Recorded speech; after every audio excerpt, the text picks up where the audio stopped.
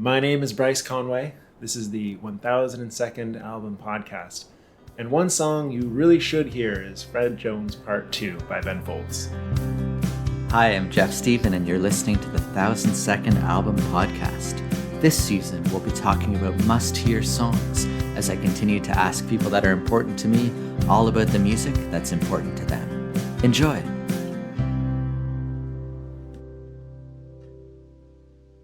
Please welcome Bryce Conway. Thank you so much for having me. I'm super excited. and welcome back, I should say.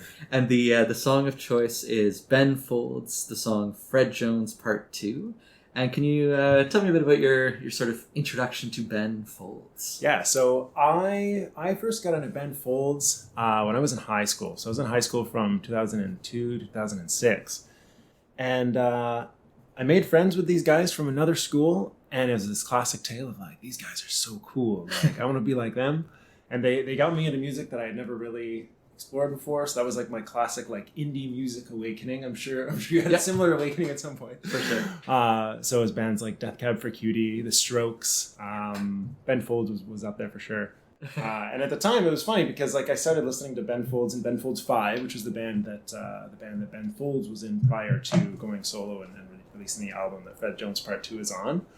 And at the time, I had no idea that Ben Folds 5 had broken up already. And I was like, man, Ben Folds 5, I can't wait for their new album. Actually. Nice. But still Ben Folds. Right. Still to be releasing music. Yeah. Which is good. Nice. And for me, I had a similar experience where I was rewinding a couple of years early when I was in high school, and the song Brick made its way across the airwaves, and eventually the song Army came out a couple of years later, which is just, again, fabulous stuff. And I realized that Ben Folds, whether as solo artist or as the group, was really good at the sort of the down on his luck character song. Like in Army, the band reformed without the character. Yes, and we got a different name. Yeah, that's right. Or in the song for the dump, the poor chap has an uncollected accounts receivable for the person he had broken up with. So that's a great way to put that. So he just has this really impressive skill of creating these characters and these vignettes. And so I was pleased to see you chose the song Fred Jones Part 2. And what is it about this song in particular that you really enjoy? I really like sad stuff, Jeff. I really like. We were talking before we started about a horror film that I wanted to recommend to you. But I like stuff that's that's a little bit dark. It's not dark in the way that a slasher film is dark, but it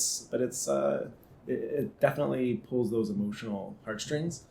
There's one thing that I really love about this song is that, it tells a story too, right? Like, it's about a newspaperman who is sitting at his desk, and he is told that, you got to pack up your stuff and you're out of here and we're moving on without you.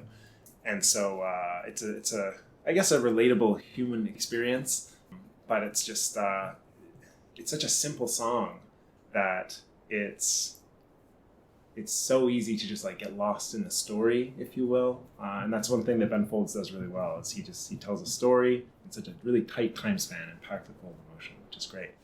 For sure.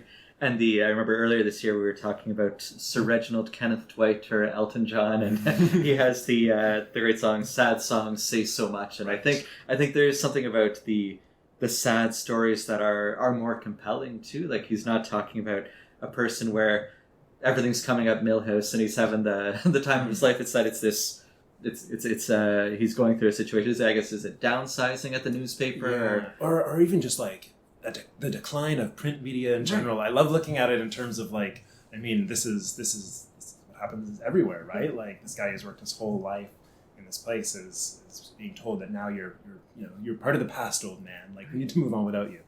After 25 years was the time frame in the song too. Yeah, absolutely. The lyrics were very striking in that sense, for sure. And did anything about the music stand out to you? Yeah, it's so it's in 3/4, which feels very much like kind of this like slow march, like dun dun dun dun dun dun dun dun. It's just really simple. I really like the chorus. Like, it's only 7 words long.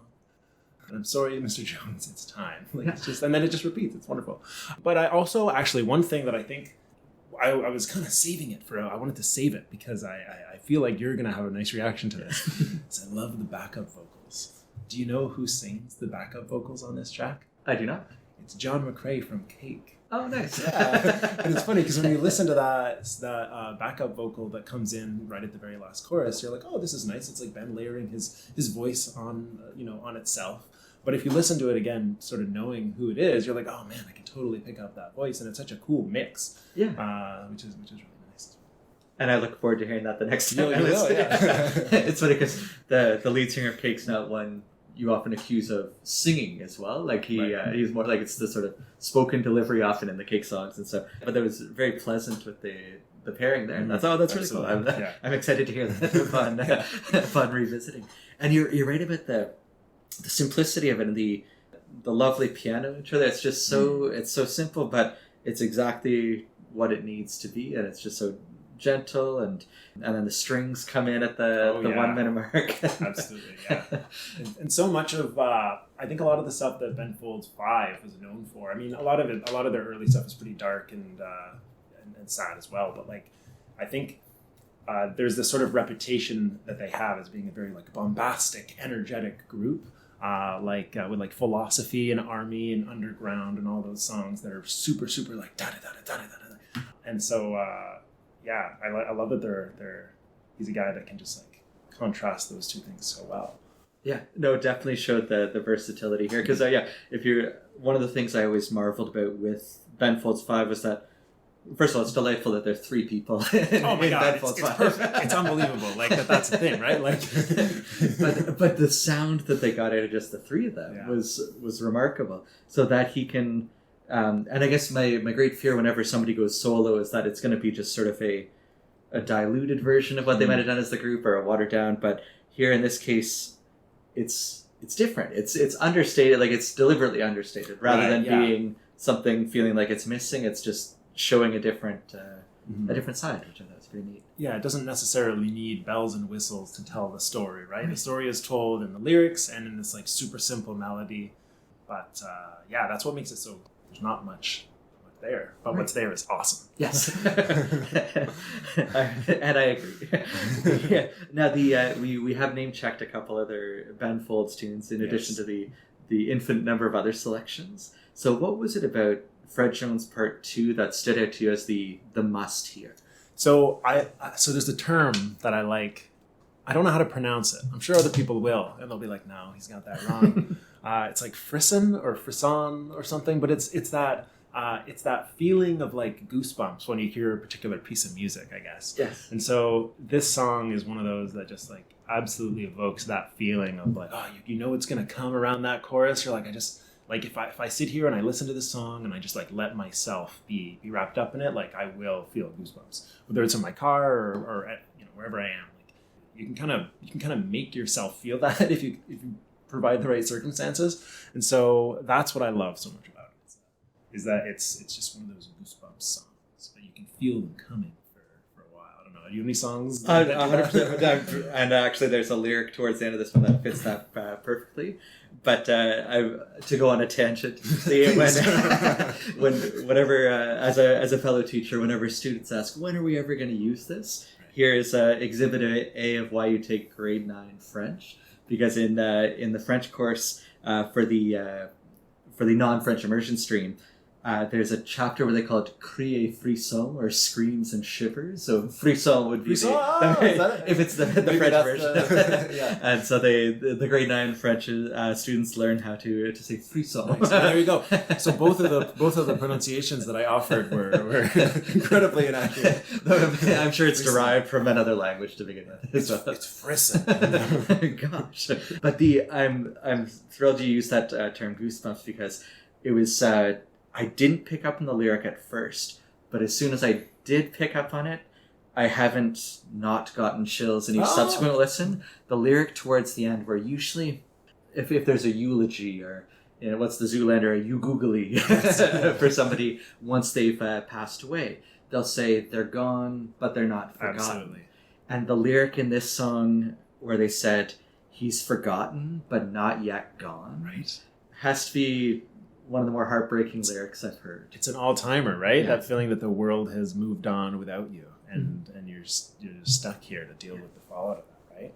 I love that part because, like, I'm looking at the lyrics now, and at the end of the day, he's been let go from his job. He's taken his little paper box home with all of his stuff in it.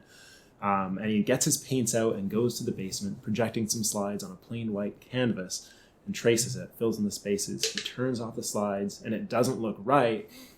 And I love that sort of moment of that crescendo, and all these bastards have taken his place. He's forgotten and not yet gone. It's just so great. Like, it's just such an awesome lyrical moment.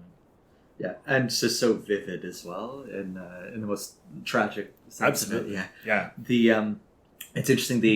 There's a line earlier in it's talking about a runaway train, life's a runaway train, and immediately, of course, that takes me to the 90s, and I eventually arrived at the Jim Blossoms via the Soul Asylum song "Runaway Train." But I remember there was a Jim Blossoms tune, "Hey Jealousy," where he says, "All I really wants to be with you, feeling like I mattered too," and that sort of, it brought me to there because it looks like even though it's been 25 years of service to this company, it feels like he's become irrelevant. Absolutely. and that just again added to that sort of crushing nature of it, where was it nobody knows his first name, the people that are there now, just he's been physically present but hasn't mattered. He's like to sort of I'm sure everyone can connect to that, where there's a person at their workplace that's been there for as long as they can remember, and they're basically just running out the clock, and then they'll be gone and replaced, and no one will think of them ever again, right?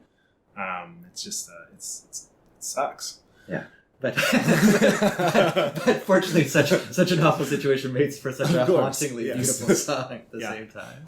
Yeah. And there's a couple of things for me. I recognize it's you that's making the argument as to why it's must hear, but of course, please, you persuaded me as well. But when I think of the all-time great sort of character songs, Eleanor Rigby springs to mind, and this has that, like, whereas she was sort of that was after she was no longer alive. People were talking about, she was buried along with her name. Like, it's the idea of that she's forever, but he's still with us, but yet no longer remembered by people. So it felt like sort of an update of that, which is, again, if you're in the same sentence as Eleanor Rigby, you're doing something right. Yeah. And musically, I'm a sucker for a bit of dissonance. And in that first, you mentioned like the beginning of the 3/4, the piano, do, do, do, do, do. There's a little bit of dissonance in the left hand on the second chord. And it kind of reminded me of, in the Nine Inch Nails song "Hurt," how it has that one note that's like, it sounds off, but in the best possible way. And that little bit of dissonance is like, ooh, I love it. And so, and it felt like, I don't know if foreshadowing's the right word, but it's that little bit of ominous to show that it's not necessarily going to be a happy tale that's being told. And the other one, my sister back in the day was in a musical production of Blood Brothers. There's a musical which is highly recommended if you ever get a chance to see it. But there was a song towards the end of that where a character's name, we have Fred Jones, or Mr. What did they say? Mr. What's the 7-word chorus? And I'm sorry, Mr. Jones, it's time. And I'm sorry, Mr. Jones, it's time. And in this, in the Blood Brothers musical, it was the boss asking his office administrator, Miss Jones, to take a letter for him. And at the beginning of the song, she's responsible for sending the layoff letters to all the other employees. And by the end of the song, she is now the employee who's writing a note to lay herself up. That same thing where the people, the company that was letting him go, they seemed pretty indifferent to it in the lyric. Like there wasn't any, and it was the same sort of thing in this Blood Brothers when Miss Jones rather than Mr. Jones is let go. It's just another sign of the times. Right. It's just that sort of wave it away as if this is just what happens. Well, as our mutual friend Emily Cabers might say, what if capitalism was the bad guy all along, right? That's true. It's a scathing indictment of our whole economic system, really. For sure. But no, all around, just a wonderful song, and just one of those ones again that you listen once, you'll hear maybe part of it, but the more you go back, the more you pick up on it. Sure. And I like the part 2, even the title, like there's some cool stuff going on there, because there is, on one hand, you can look at part 2 as being, we don't know part 1 is. Part 1 is his life and the time that he spent working at this place. And part 2 is the conclusion to that life. And we don't really get any emphasis on on all the positive stuff that happened prior to what the song is really about. We just have the ending and the sad ending. The other way to look at the part too is that there's a reference to on one of those early Ben Folds 5 albums. There's a song called "Cigarette." Yes. And when we talked about this song, you had said, "Oh, I kind of remember that name coming up in one of those songs." And "Cigarette's" just a very short musical vignette from that album, talking about. I'll leave it to the audience to go ahead and seek it out if they want. But again, a really sad, just sort of snapshot of this life. And if in fact that is if that's Fred Jones Part 1, then it's arguably much more sad than we could have ever possibly dreamed, because it's a pretty sad song as well. Yeah, and from what I recall, that was almost like a song fragment too. It was like a minute and a half long or so, and then but again, just his ability to have the most sort of like emotion per capita, like each second of the song or each part of the song really matters. It's just wonderful. Bryce, a huge thank you for coming today, Bryce, and until the next time. Thank you very much. Loved it. This has been the 1000 Second Album Podcast. Thanks for sharing some of your time, energy, and attention with us today. Take care.